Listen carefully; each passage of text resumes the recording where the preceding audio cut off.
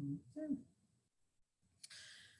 Well, hello, everybody. So today I'm talking to Robert Foster, who is a farmer in Addison County. He runs Foster Brothers Farm. He's president and CEO. And very happy to have you, Robert. Thank you for talking to me today. Glad to be here. So I know that you have a big dairy farm operation there in Addison County. Can you tell us a little bit about the history of it and Sure. what the operation is now? I'm part of the fourth generation of fifth generation farm. And we farm a little over 2,000 acres, including some that we rent. We're currently milking 467 cows, I believe.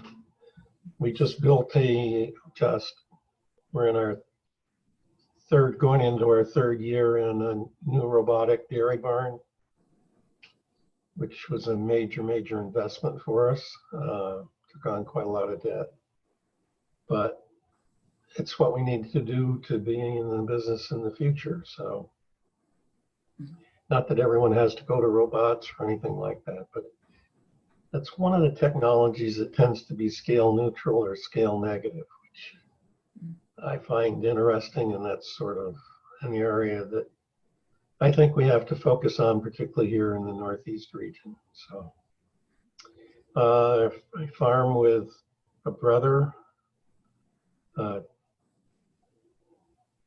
mutual cousin, a daughter,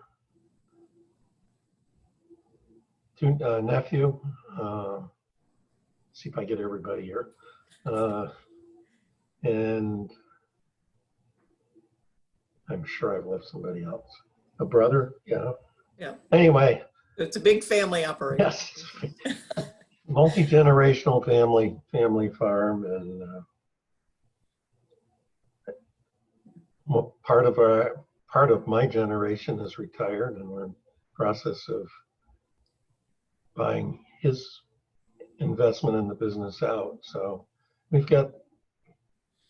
challenged like a lot of farms, but at least we've got people that are interested in coming back.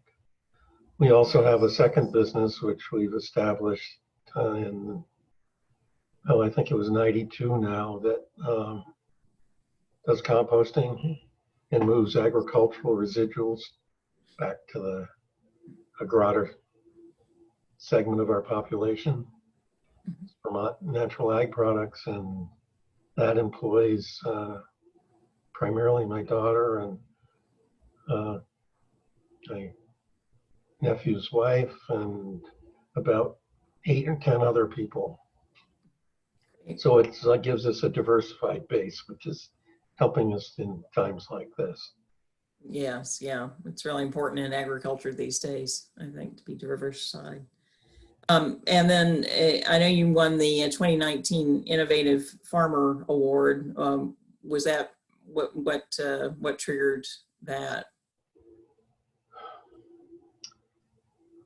Well, my father and 2 uncles were very much involved with trying to bring technology to bear in the agricultural sphere and practice that. And I guess some of that I inherited a little bit, as well as the rest of our group.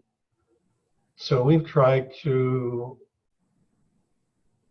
do a better job of controlling, well, to a certain extent managing risk, but also trying to close the loop on agriculture and agricultural use.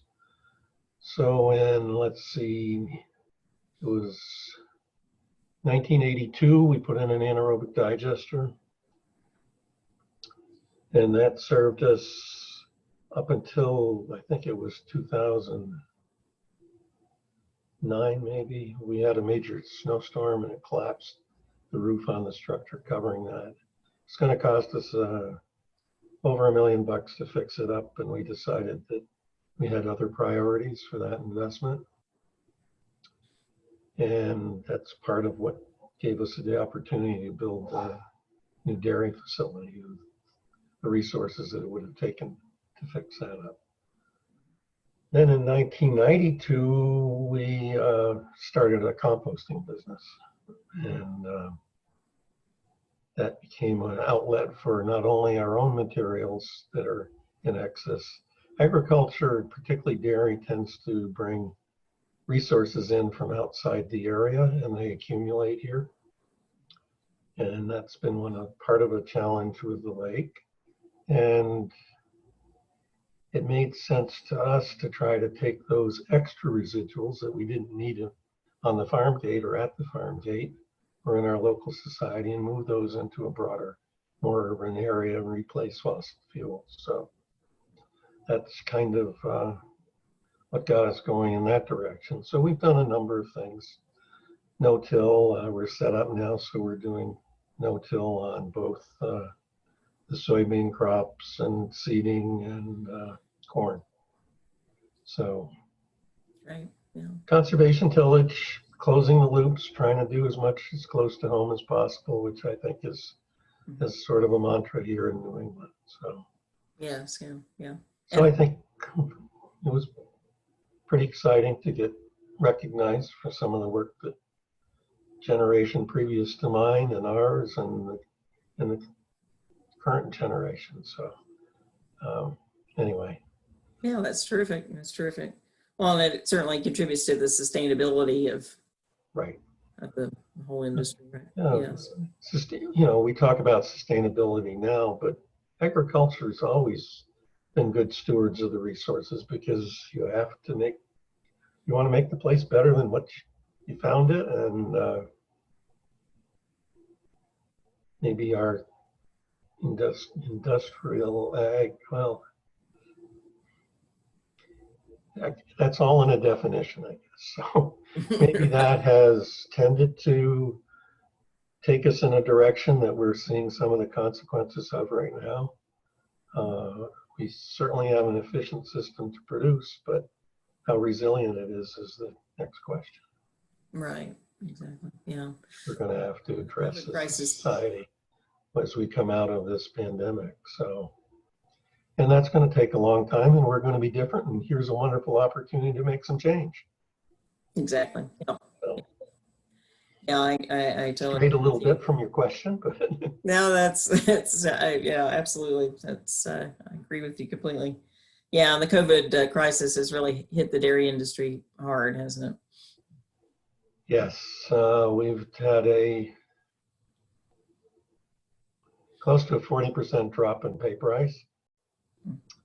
At the same time, because of the disruption of this, and with food service being 50% of where our products end up, that chain completely collapsing in a matter of a week or two. We've had to, I'm a member of a co-op, Agrimark, Cabot. We produce Cabot cheese in Macadam, and you just had to overnight go from retail containers, which are much too large for food service. I mean, go from away from food service, which is demands higher quantity, or doesn't demand, it expects larger containers for product. We didn't have enough containers, or we had a limited container supply to go into the retail trade. So had to switch, folks in the co-op, and have probably getting too much detail here, but actually the administrative people have been on the line trying to make sure we can get as much product through. But where I was going with that is we're going to be allocated as to how much we can produce. And there are a couple of choices that members of Agrimark can choose, but in our case, it'll be forced.